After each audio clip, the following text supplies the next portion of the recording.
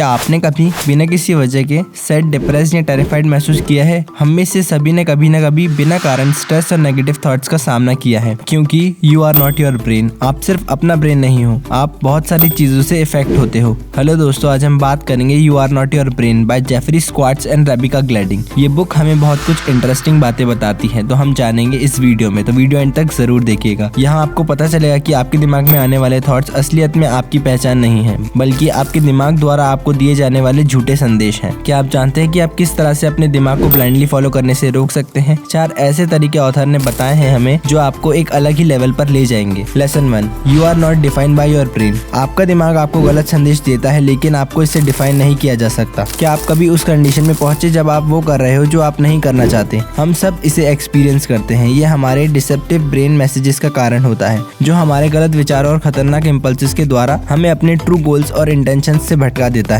इतना ही नहीं, ये डिसेप्टिव ब्रेन मैसेजेस कुछ परेशानियां भी पैदा करते हैं, जैसे ओवरथिंकिंग और एंजाइटी। हमारा दिमाग कहता है कि हमें अपनी किस्मत को नहीं, अपनी बायोलॉजी को याद रखना चाहिए, लेकिन हम इसका उल्टा करते हैं। कुछ भी नेगेटिव हो जाए हमारे साथ तो हम अपनी किस्मत को ब्लेम करते हैं। सारी अच्छी चीजों को भूलकर आप असलियत में आपको मिली हर रुकावट को बदलकर अपने दिमाग के काम करने के तरीकों को बदल सकते हैं। दिमाग के कनेक्शंस ऐसी आदत बना लेते हैं जिन्हें बदलना बहुत मुश्किल होता है, और जो इंटेंस अनकंफर्टेबल सेंसेशन का कारण होते हैं। हर वो बुरी आदत जो हमसे जुड़ी है वो इन्हीं वजह से होती है। फिर चाहे वो स्मोकिंग करना हो, ज्यादा मीठा खाना हो, या फिर स्क्रोलिंग करना। पता होने के बाद भी हम उसे बार बार करते हैं। ऐसा इसलिए होता है कि जब हम कोई अनहेल्दी बिहेवियर करते हैं तो हमको हमारी डिस्ट्रैक्टिंग सेंसेशन से एक सेंस ऑफ रिलीफ मिलता है, जिसकी वजह से हमारे दिमाग के न्यूरॉन्स गहराई से जुड़ जाते हैं और इस आदत को बढ़ावा देते हैं। Chapter 2, self directed neuroplasticity. दिमाग की खुद को बदलने की शक्ति को कहते हैं सेल्फ डायरेक्टेड न्यूरोप्लास्टिसिटी, जिसकी हेल्प से हम दिमाग के कनेक्शंस को फिर से जोड़कर उसे अपने साथ काम करने के लायक बना सकते हैं। क्या कोई रास्ता है जिससे हम डिस्ट्रक्टिव थॉट से जीत सकते हैं जो हमारे दिमाग में आते हैं? हाँ, हम ऐसा कर सकते हैं सेल्फ डायरेक्टेड न्यूरोप्लास्टिसिटी से। मतलब कंस्ट्रक्टिवली अपने अटेंशन पर फोकस करके हम अपने दिमाग के सोचने के तरीके को बदल सकते हैं। न्यूरोप्लास्टिसिटी हमारे दिमाग की वो क्षमता है जिसके द्वारा हमारा दिमाग न्यूरॉन्स और फंक्शंस अडॉप्ट कर लेते हैं। हम इसे कंट्रोल कैसे करें?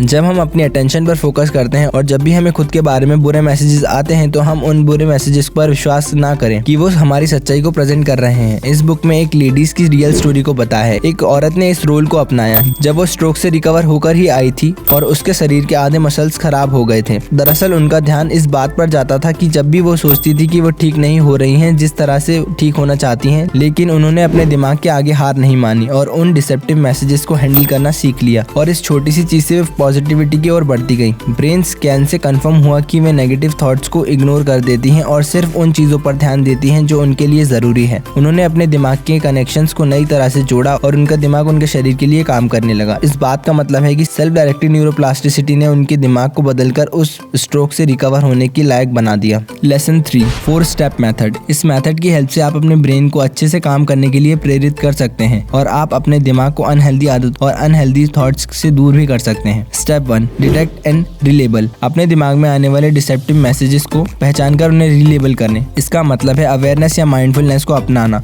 जिससे आप उस नेगेटिव मैसेज को समझ पाएं। अवेयर होकर अपने दिमाग में जो भी चले उसे जाने। अगर वो गलत है तो उसे गहरी सांसें लेकर अपने से दूर करें। Step 2, change the way you think. अब आप डिसेप्टिव थॉट्स को पहचानना सीख गए हैं, अब उन्हें रीफ्रेम करें। रीफ्रेमिंग की हेल्प से ये जान सकते हैं कि वो नेगेटिव मैसेज आपके लिए कितने जरूरी हैं। रीफ्रेमिंग का मेन पर्पस हमारे दिमाग में आने वाले गलत संदेश हम नहीं हैं, बल्कि हमसे अलग हैं। ये जानने के बाद कि क्या गलत और क्या सही है, हम रीफ्रेमिंग कर पाते हैं और हम उन्हें कुछ फ्रेजेस इस्तेमाल करके भी रोक सकते हैं, जैसे ये हम नहीं है, ये सिर्फ हमारा दिमाग है, या ये भी सोच सकते हैं कि ये हमारी सोचने की खराबी है। हम सभी के सोचने के तरीके में एक कॉमन गलती होती है, सब या कुछ नहीं, यानी कि ब्लैक और व्हाइट। किसी भी कंडीशन में हम ऐसा चीजों को एक्सट्रीम सोचते हैं, जैसे कि एग्जाम में पास या फेल, लेकिन इसके बीच में भी एक प्रोसेस होती है। हर चीज ब्लैक या व्हाइट नहीं होती और हम ओवर एनालाइजिंग करके भी चीजों के बारे में सोचते हैं। रीफ्रेमिंग ये सारी चीजों में हमारी मदद करेगा और आप पूरी तरह से ये समझ जाएंगे कि ये सच नहीं है, बस आपके दिमाग का एक छोटा सा पार्ट है। Step 3, be constructive and focused. Deceptive message के होते हुए भी अपने दिमाग को हेल्दी और कंस्ट्रक्टिव एक्टिविटी की तरफ रीफोकस करें। हमें से बहुत लोगों का ध्यान आसानी से आने वाले गलत ख्यालों और शकों में उलझकर बार बार आने वाले अनहेल्दी व्यवहार का शिकार हो सकता है, जैसे ओवर रिएक्टिंग और ओवर थिंकिंग। हमारा तीसरा स्टेप रीफोकसिंग है। तीसरा स्टेप रीफोकसिंग के इस्तेमाल कर हमारा ध्यान को भटकने वाली और डिसेप्टिव चीजों से दूर जाने के लिए किया जा सकता है। रीफोकसिंग का मेन पर्पस हमारे अंदर इस चीज का एश्योरेंस बनाना है कि इस तरह के बुरे विचार हमारे अंदर होते हुए भी हम अपने दिन को आसानी से बिता सकते हैं। रीफोकस करने के लिए जरूरी है कि कंस्ट्रक्टिव कंस्ट्रक्टिव और हेल्पफुल बिहेवियर को चुनें और अपने ध्यान को मेंटेन रखें, जबकि ये बहुत कठिन है। और जब आप अपने बुरे संदेशों का सामना कर रहे हो, उसके बीच में आपको रीफोकस करना पड़े, इसके लिए बेहतर है कि आप अपने दिमाग में बुरे विचार आने से पहले ही ये जान लें कि आप कैसे रीफोकस करेंगे। कंसंट्रेट करें अपने कदमों पर या काम पर। माइंडफुल होकर एक वॉक पर जाना या कोई काम करना, पढ़ना या दोस्त से बात करना, ये सारी चीजें आपको रीफोकसिंग में हेल्प करेंगी जब आप किसी नेगेटिव सिचुएशन से गुजर रहे होंगे। बहुत लोग गलत सोचते हैं कि रीफोकस करने का मतलब है अपने दिमाग में आने वाले बुरे विचारों से अपने आप को अलग करने के लिए भागना, जबकि ये हमें डिप्रेस करने वाले संदेशों के होते हुए भी उनके प्रति हमारी फीलिंग को मैनेज करने के बारे में है। और अगर आप उन्हें छोड़ देंगे और अपना दिमाग हेल्दी एक्टिविटीज की तरफ लगाएंगे तो आपका दिमाग नेचुरली रीफोकस करने लगेगा। स्टेप 4, रीवैल्यूइंग। रीवैल्यूइंग हमारे अंदर फ्रेंडली और हेल्दी साइड देखने के लिए प्रोत्साहित करेगी और हम समझ पाएंगे कि हमारे अंदर ये अनकंफर्टेबल सेंसेशन हमारे दिमाग द्वारा भेजे गए गलत संदेशों के कारण है। इन सब के बावजूद दिमाग में आने वाली बुरे संदेश हमें कन्विंस करने की कोशिश करेंगे